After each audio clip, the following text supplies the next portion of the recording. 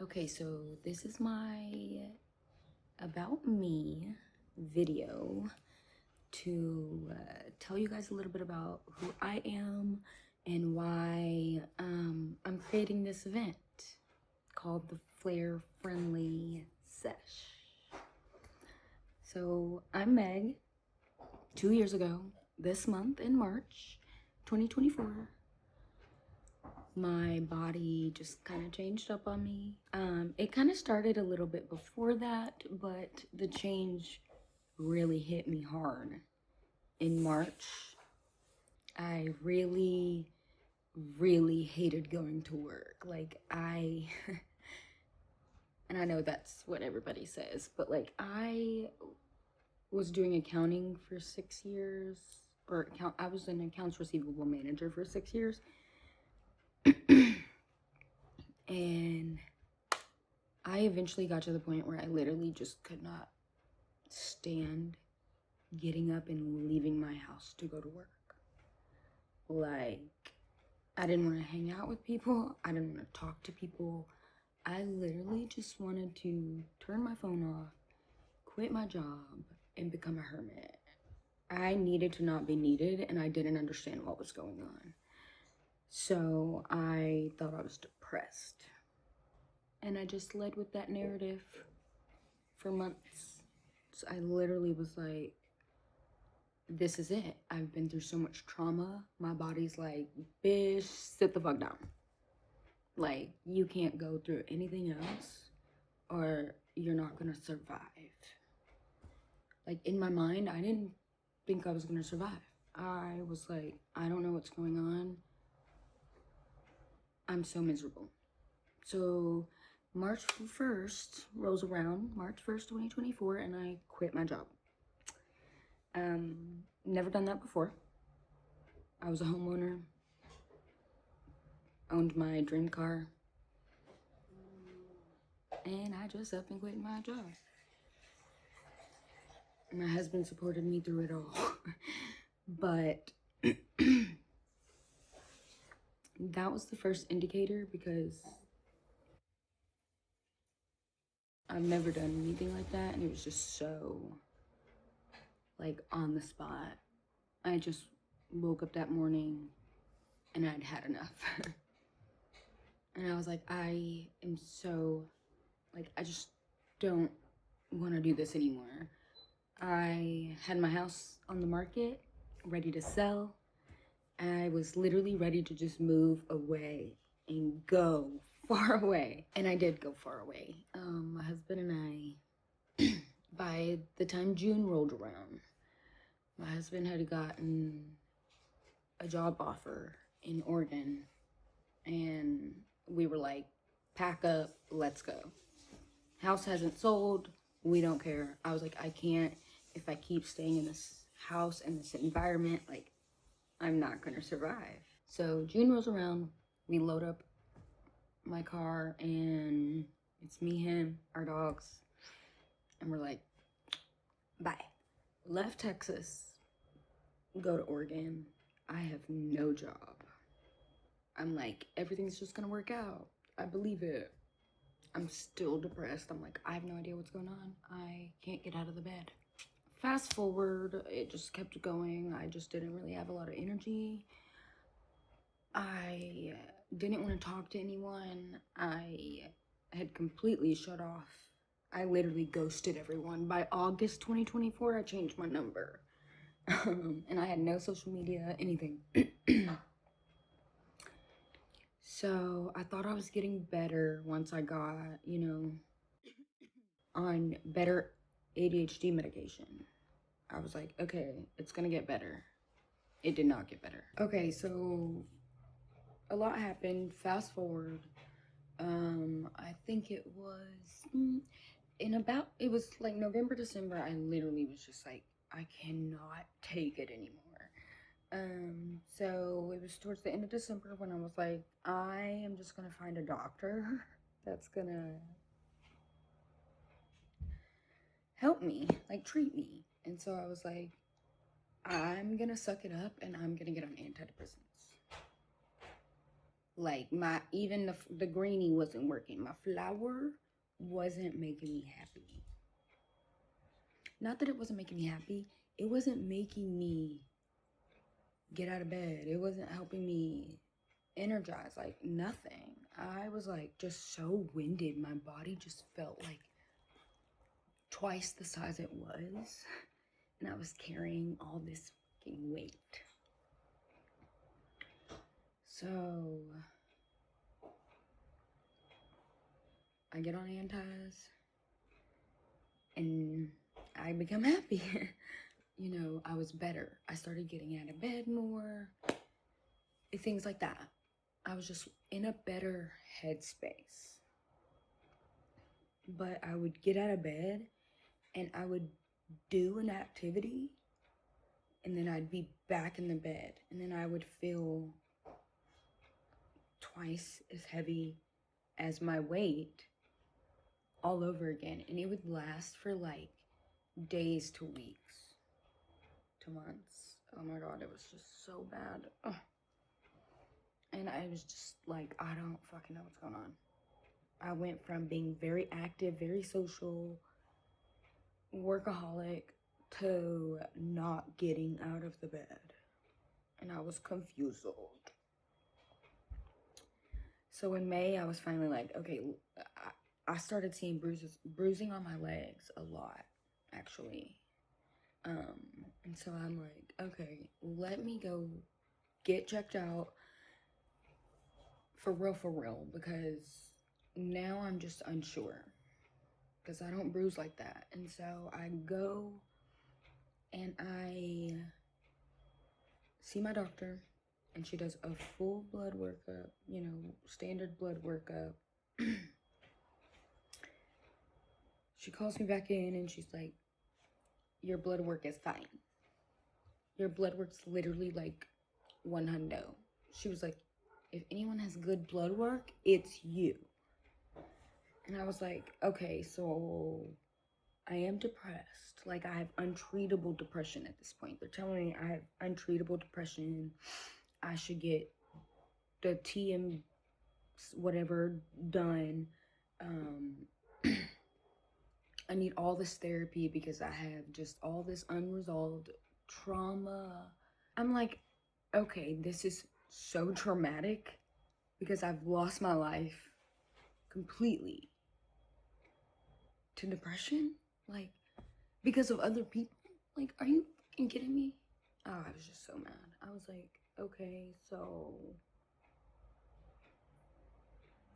I'm just sick because I'm depressed. Like, my body is sick from the inside out. Some way, because I'm sad. I'm depressed. I'm traumatized. I have PTSD. And it's just depression and it's untreatable. And I just need to do therapy. And I need to do other types of treatments that are stronger, that are basically going to rewire my brain and blah, blah, blah, blah. So I'm like, okay. Then months go by and I'm going in and out of the doctor and I'm just like, girl, what is going on? Like, I'm not understanding what's going on. Like, I'm starting to get, I don't know if you can see, but like, my skin gets very like, can you see it on my knees? I don't know if you can see it, but my knees are red. So like I started to get really bad splotching like all over my legs. And I was like, what the fuck? Because my blood work is fine, but what's going on with what's going on? I literally went to the bathroom one day and my legs looked like bluish purple. And I called my husband in the room and I was like, this is not normal, right? He was like, no, that ain't normal. So let's get you to the doctor. And so I go back to the doctor. She's like, let's test for POTS, blah, blah, blah. First, they didn't think it was POTS. They thought it was something with my blood pressure. Like when I stand up, my blood pressure drops. And that, oh, because I started fainting too. So she was saying that as soon as I stood up, my blood pressure dropped, which was causing blood pooling in my legs and causing me to faint. And so I was like, what? Okay. And at this point, I'm like doing a lot of research. And I'm like, no, this looks like POTS. So they went to test me for the other thing, but I ended up fainting in the doctor's office. So she was like, okay, we're going to send you to cardiology. I went to cardiology. They were like, I don't know what you want us to do. Like, yes, you have tachycardia, but we can't tell you that it's POTS because we don't diagnose POTS. So what do you want us to do? Bitch, what? Do your job. I was like, I don't know. I just want some answers. She was like, but what do you want me to do? And I'm like, I'm confused. My doctor sent me here. You tell me, girl.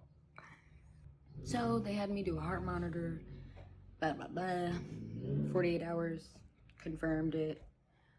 And they were like, confirm, but your heart looks fine. So we can't do anything. So I'm like, okay, cool. So I have POTS. Got it. That makes sense. So then I'm like doing a freak ton of research on POTS. And I'm like, oh my God, what are the next steps? Because like I need some kind of relief. Like everything I'm doing is not enough. And so I go back to the doctor and she's like, well, what did the cardiologist say? And I'm like, well, do y'all not talk? Like, do y'all not exchange information? Because what? And she was like, do they not want to see you again? And I was like, no. I was like, I actually didn't enjoy going there. It was not a very good bedside manner experience for me. So can I go somewhere else? And she referred me somewhere else and they said, nope. They said, we don't want her. So I was like, okay. All right. What? So she's like, I don't know what else to do. I'm like, girl, what? Huh? Like, this is not normal. So she's like, okay, well, we'll do some rheumatology blood work. Just in case. But you could be a false positive. But just in case, we're going to do rheumatology blood work. I'm like, okay, let's do it. Get that done. Hey, this came back positive. But it's probably false positive. But just in case, I'm going to refer you to the rheumatologist. I'm like, okay, we are getting somewhere. Finally, someone's going to listen to me, right? The rheumatologist schedules me a month out. Oh yeah, by this point, it's December. Because it takes a month at a time to get into like appointments with people. So I have my rheumatology appointment at the end of January.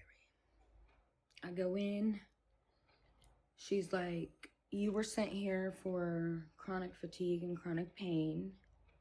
But like, you look fine. You're moving. Like she's moving. She lays me on the bed. She's like, moving my arm. Okay. Moves my leg out. Like doing all this shit. She's like, looks fine. It was a false positive. I'm pretty sure you have fibromyalgia. There's nothing I can do. Go back to your PCP. I'm like, what? Huh? I still can't tell if you can like see the splotchiness on my skin, but you can really see it when I stand up. And I'm actually in a really bad flare right now. So you probably can't tell because I ate some gummies. But the light's actually making me so sick. Which is why I'm dabberonian. So I can get through this video because I really need to get it out. Anywho, we're gonna take it up and I'll come back to you. Wait. Just kidding, we're gonna warm it up. While it's warming up, I'll keep going. Okay, so she's like, false positive, fibromyalgia, go back to your PCP. But just in case, let me do some follow-up blood work. I said, okay, go get the blood work done. The same positive I got before comes back twice as high. I'm like, freak yes. It's higher, which means I'm gonna get a call. Pause. We back. So like, the first positive was like barely positive. So they were like, it's probably a false positive, blah, blah, blah. So I'm like, okay. The second positive was twice as high. And I'm like, freak yeah, it's Friday. The results came in. I'm getting a call on Monday. I know it. Finally, there's some proof in the pudding. And I'm not crazy. Turns out she said, just kidding. She sends me a message on Saturday night. And she's like, yeah, so because everything else is negative and you only got this one positive, I'm just gonna say it's a false positive again and still consider you with fibromyalgia because you don't show any signs or symptoms. I said, what, girl? Who don't show signs or symptoms? I said, nuh-uh. Here's my symptom list that I sent to my doctor, blah, blah, blah. Do you have this list? Like, what is the correspondence between the two of you? I get a message and they go, she wants you to come back in. Yada, yada, yada. Okay, based on what I sent, she wants me to come back in. So I'm like, fuck yeah. We're getting somewhere. So I go back in.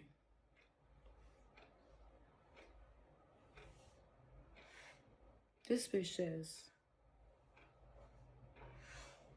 so let's go individually through your symptom list and tell you what doesn't belong in the category of what I do.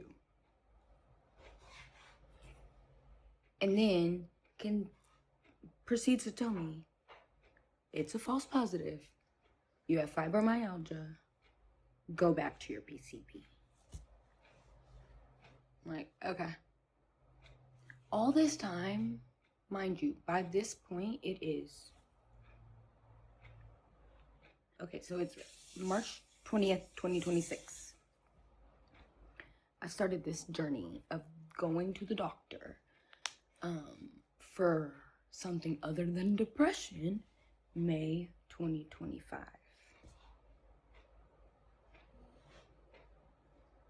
Not once have they taken a look at my legs.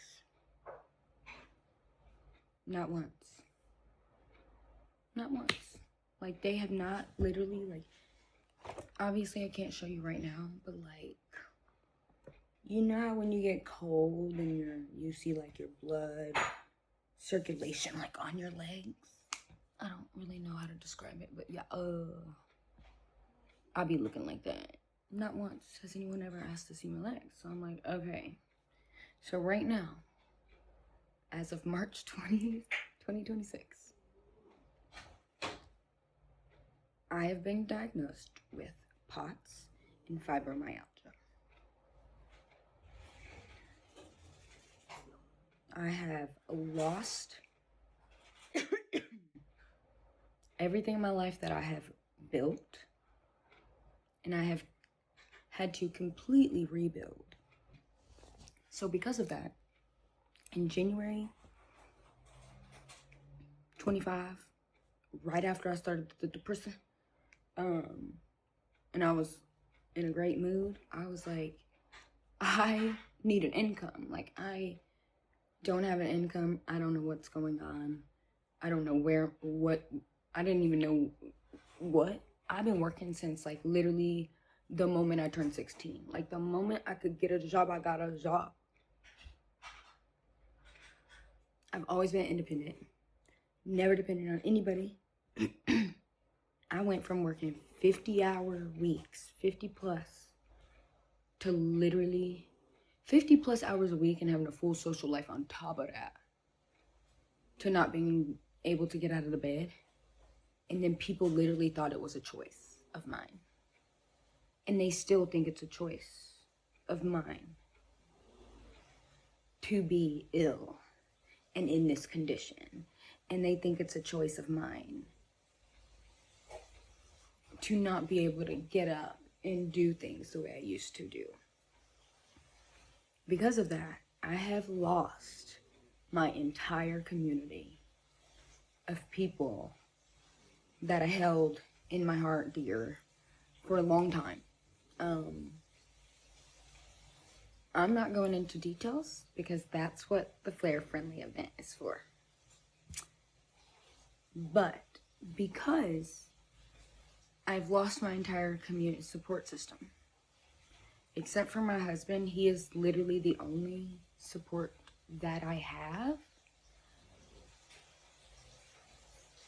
And I love him so much, but I feel guilty because in my mind, it takes a toll on me to think of how much it takes a toll on him to have to work, care for me, listen to me, care for our dogs, just care for our household, things like pick up the pieces on top of what I can't pick up. So, not to mention people with chronic illness that are in the content creator community or the cannabis industry, like, they don't get the opportunities to always get to go out to events and parties and things like that. So, I've decided to create a concept where we are able to do that and we are able to feel included. Therefore, it's both in person and virtual. It's hosted live. It's a 3-day content experience. It's called the Flare Friendly Sesh. And we will be hosting it live on TikTok and Instagram. It's going to be filmed for YouTube completely. And we have brand sponsors. Please go follow and support these brands because they are amazing. And to have brands like this support a wild idea that I just came up with. I don't know if someone else has come up with this idea, so if someone else has come up with this idea, I apologize. But the concept is a virtual slumber party. So, join me April 2nd through April 4th for the Flare Friendly Sesh.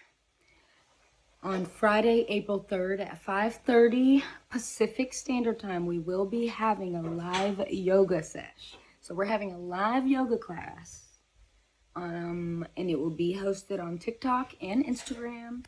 So join us for a Flare-friendly yoga sesh. If you partake, please partake. If you don't partake, you don't have to partake. Just enjoy having a community that supports you and know that they support you. I'm going to have all the links posted below to the group chat that we have, the Discord that we have, and you can pre-register for the live yoga class. It's going to be really fun. I'm so excited. I hope you join us. I'm so entirely grateful and thankful for everyone in this community that supports this insane idea that I'm doing. I hope you join me. Please follow all the sponsors, show them support, share, like, and comment on this video, and show up on the 2nd, the 3rd, and the 4th of April, because we are celebrating women with chronic illness and in the cannabis industry, because cannabis is healing and we're breaking the stigma. I love you.